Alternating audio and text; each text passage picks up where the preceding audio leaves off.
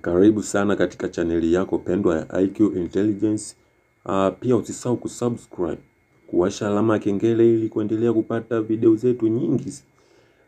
Kama simu yako ina changamoto au line ina changamoto ya kutokusupport mtandao, mimi najua, nifuatilizie hatua kwa hatua ili niweze kukuelekezea, kukutatulia changamoto yako. Let's go! Kitu cha kwanza, utafungua menu yako ya application, utaenda kwenye application ya setting, utaibonyeza. Ikishafunguka kuna sehemu imeandikwa connection, utaibonyeza. Ikishafunguka kuna sehemu imeandikwa mobile network, utaibonyeza.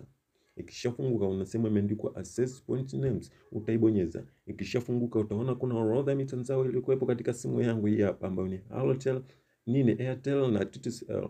Kwa wewe mtumiaji wa mtandao wote ule, haijalishi Airtel, Tigo, TTCL, Halotel, Vodacom, ni setting ni moja kwa mtandao wote ule.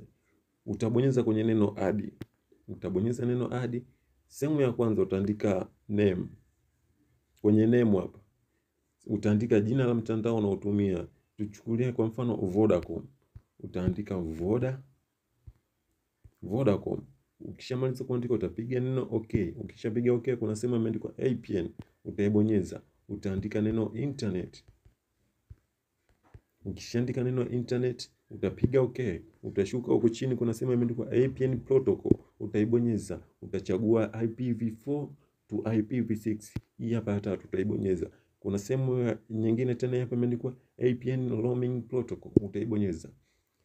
Utachagua sehemu ya tatu hii hapa imeandikwa IPv4 to IPv6, utaibonyeza. Utarudi huku juu kabisa kuna sehemu kuna vinukta vitatu, utavibonyeza. Kuna maneno mawili yametokea hapa, save discard. Kwa hiyo utabonyeza neno save.